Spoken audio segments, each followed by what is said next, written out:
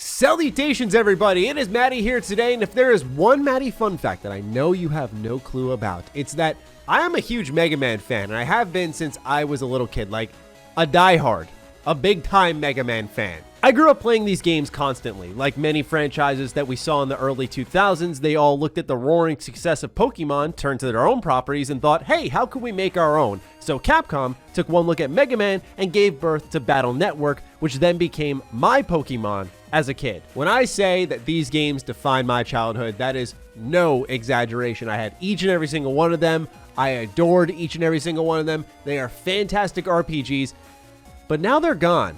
And we're going to go ahead and investigate in this video, but also recap for those of you who are here on a nostalgia trip, or for those of you who are new to this franchise, which I imagine a lot of you are, what exactly is Battle Network, and why should you maybe dig out a Game Boy to give them a shot? Mega Man as a franchise actually quietly harbors some excellent RPGs that literally no one talks about nowadays. Whether it's X Command Mission, which is one of my favorite classics to hop into on the PlayStation 2, or Battle Network, I think these are all top tier games.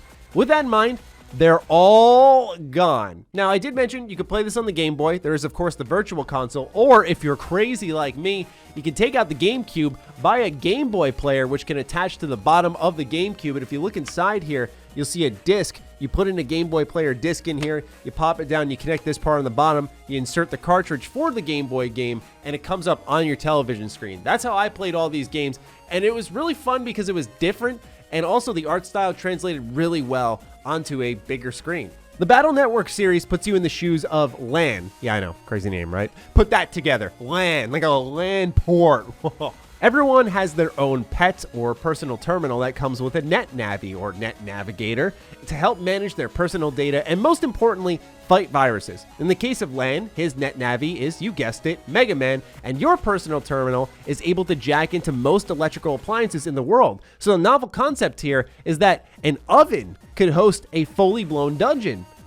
No, seriously, that's the game's first major plot point. Jesus Christ! But that's kind of the general concept of Battle Network. You know, run around, fight viruses. It's got a cheesy story attached to it with some endearing moments here or there, some darker moments here or there. It shows a lot of potential in its storytelling, but you're really going to be here a lot for the gameplay, for running around this world, jacking into all these different networks and stuff, whether it's computers or appliances or like even like a school blackboard, because it's a more futuristic society, so they digitize the whole thing. So you can really connect to anything, look for secrets in people's houses. Like, it sounds creepy the way I'm describing it, but seriously, it's really cool, and it's very different. Owning each of these complete in box is probably my holy grail as a collector. I am proud of this more than anything else in my life. They're extremely tough to get your hands on. Even more neat is that the series became so popular that they brought the pets to real life. Now, sadly, I lost mine, but for some reason, Matty from the past thought it would be a brilliant idea to hold on to the battle chips that you can insert into the pet, but get rid of the pet itself. I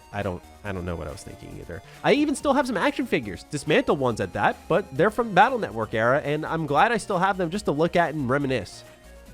Anyway, those chips tie perfectly into the gameplay. Each entry iterates on the formula, as we'll highlight, but at its simplest in the first entry, it's a grid-based action battle system. You can move all around your section of the field, either firing off shots with your buster or using the aforementioned battle chips. Loading these in every few seconds while carefully avoiding enemy attacks and firing off your own will allow you to pull off special moves. These chips can be collected all around the world through looting at the end of battle, completing missions, beating secret bosses, just of course completing the main story itself, or even buying them from stores. Imagine these chips like a deck of cards, and you can build your deck however you want based on your play style. There are hundreds of chips to collect, so it's fun to experiment or create multiple folders for certain situations. As a whole, it's active, involved, and engaging. Now, for a title from 2000, it's on its 20th year anniversary, Mega Man Battle Network plays exceptionally well, but that always can't be said the same for the story.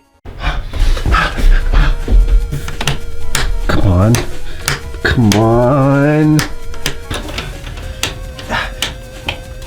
Megabat, I need you to jack in. I can't seem to turn on the Ninja Turtle arcade machine.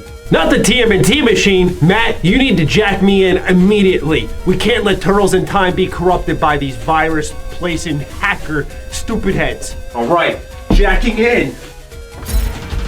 Nah, bro. Nah, bro. Where'd you put me, bro? No. I'm out of here. No. So, like I said, each entry in the story really revolves around this virus busting as you go around AC/DC Town. God, I'm realizing as I say these names outside, like imagine being in a meeting room and being like, AC/DC Town, name the main character to land. Like, it's playing on words, man. But you're running around, you're busting viruses, and there are moments where it's sentimental or it cuts a little deeper. And there's even some shocking revelations throughout certain beats in the series, but it's not going to be the main attraction. And for some reason, this series has a real obsession with cooking appliances going wrong. Like the beginning of the 4th entry of the game, now it's a microwave. It's not the oven, it's a microwave now. Oh, no, not this time. Go on. Do something. Do something. I dare you. Go on. Come on. Make a move. Swing first. Swing first. Come on now. Come on. Yeah, that's what I thought. Like I said, the story has its charm, but the gameplay and music are what really put this game over the top. With each iteration, the gameplay is going to evolve more and more, and that's what we're going to really highlight throughout this video. Battle Network 2 introduces sub-chips. So now instead of healing after every battle automatically, you have to use items to heal up either in battle or after. The game was already really hard in my opinion, so adding this I think is actually kind of hilarious. Like, I remember at the end of Battle Network 1, I won't spoil anything for those of you who really want to get into this, but I was raging hardcore. Like, I was really getting annoyed because the game can crunch you big time. And what's great is at least after some battles, you can just heal up automatically. But now, every entry afterwards, that's no longer the case. So you better be ready to grind for some battle chips, some really OP ones, because it feels good when you get them, but you gotta work. Battle Network 3 is where you see the Pokemon inspiration really kick it up a notch. As you see here, I have the blue version of the game, but there's also a white version. Now, while the story remains the same for each version, the only difference here are the chips that you can acquire, and just like Pokemon, you can trade these chips to someone else, so it encourages you, as well as a friend, to pick up the game and play it through together and then exchange the chips that you are missing. Battle Network 3 is also where a lot of the community believes that the series found its footing, both in the narrative and gameplay strides. Battle Network 3 brings about a Navi customizer. Here lies the foundation for true builds and actual role-playing. While it is present in the series, this is where it kicks it up a notch, and you'll see that in future games even more so. It's simply a grid that allows you to fill in slots with different power-ups and abilities that tailor to your playstyle. Combine that with a new counter window that rewards your timing in combat, and then you can double the damage output of your next ability. And this is where the series pushes both your skill and creativity. Battle Network 4 continued the tradition of multiple versions. We went with Blue Moon because New Vegas for life. I mean, Blue Moon, you saw me. No, I'm not going to do that to you guys. I'm sorry. I can't sing. That is one thing that I've been told by everyone I've ever met is like, no singing for you. Battle Network 4 kicks it up 40 gears by introducing so many elements to the combat, and keep in mind that everything we previously mentioned is still intact. This iteration lets Mega Man get into his feelings a little bit. Long day. Mega Man, you doing all right, brother? Let me hear from you. You've been quiet in there.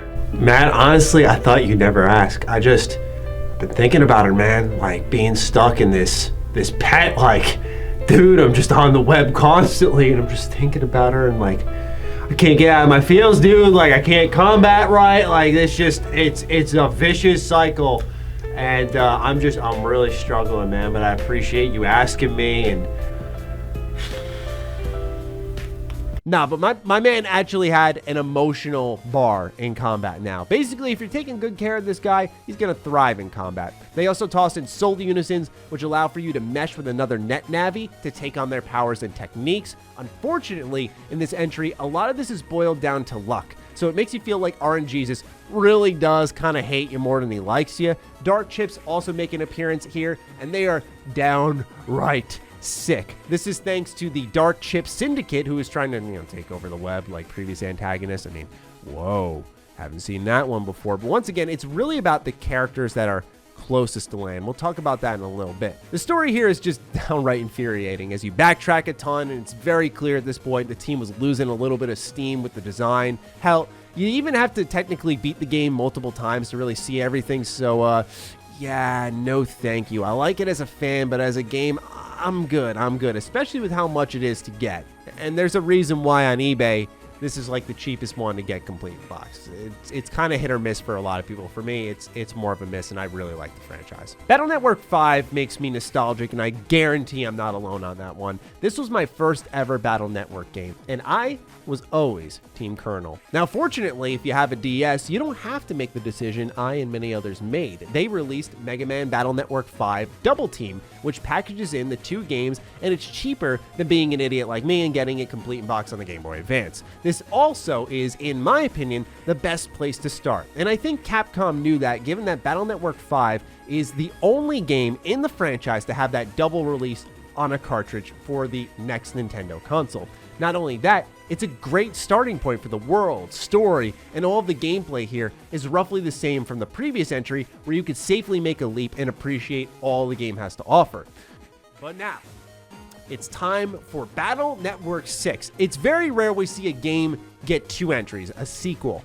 But to get 6 entries, technically 7, is fantastic. And what's even crazier is how great these games were, but they were annualized. They were constantly getting churned out, and they were really, really good.